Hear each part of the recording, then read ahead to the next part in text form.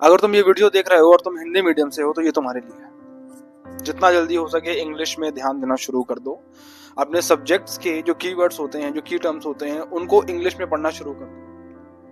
क्योंकि अगर तुम ऐसा नहीं करोगे तो आने वाले समय में तुम्हारे साथ एक तरह की अनवांटेड जाती हो जाएगी। अब बात को समझो।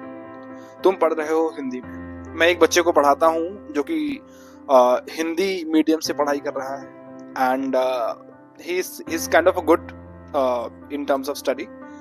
सो उसकी फिजिक्स की बुक में जो शब्द हैं, जो कीवर्ड्स हैं, जो हम यूज करते हैं फिजिक्स में, वो है त्वरण। तो मुझे बताओ, अगर कोई पढ़ चुका है, जो कॉलेज पढ़ चुका है और जिसने साइंस लेकर स्टडीज करी है, कितने बच्चे जानते हैं त्वरण क्या है, संवेग क्या है, वेग क्या है, सदिश, अदिश, राशियां क्या है? इतने कठिन शब्द जो हम बच्चों को पढ़ाते हैं, जो बच्चे खुद नहीं समझ पाते हैं, क्योंकि नॉर्मल बोलचाल में तो हम उनको इस्तेमाल भी नहीं करते हैं।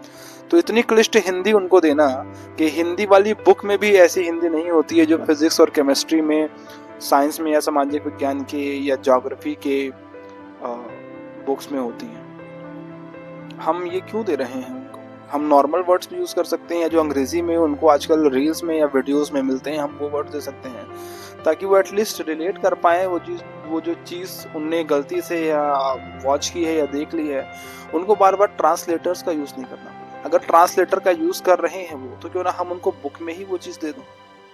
क्यों उनको अलग से फोन में जाना पड़े और फिर देखना पड़े?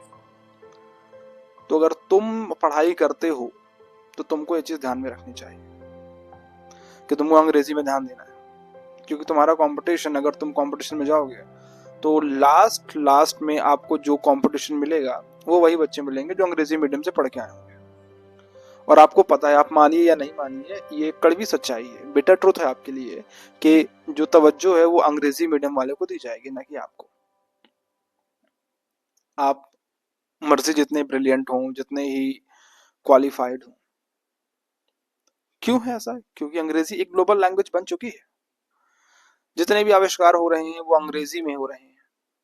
थीसिस लिखी जा रही हैं, मोस्टली अंग्रेजी में लिखी जा रही हैं। हिंदी में कौन लिखता है? तो इस बात का आप ध्यान दीजिए और आप अंग्रेजी भाषा को तरजीह दीजिए। एटलीस्ट आप ये समझिए कि जो भारत सरकार की दो भाषाएं हैं, हिंदी और अंग्रेजी, उसमें अंग्रेजी में ज्यादा चीजें समझ में आती हैं बजाय हिंदी के। कभी अगर आप अपने पड़ोसी के साथ या किसी के साथ आप कोर्ट जाइए तो वहां के फॉर्म्स को देखिए, वहां की हिंदी देखिए, आपको समझ में ही नहीं आएगी। आपको अलग से एक जन चाहिए वो हिंदी को समझने के लिए। तो इतनी क्लिष्ट हिंदी कर दी जाती है कि बच्चों को समझ ही नहीं आती है। हम बुक्स तक ही सीमित रहते हैं। तो अगर हम बुक्स में ही देखें तो बुक्स में ही ऐसी भाषा और शब्द मिल जाते हैं हमको जो कि महत्वपूर्ण शब्द है।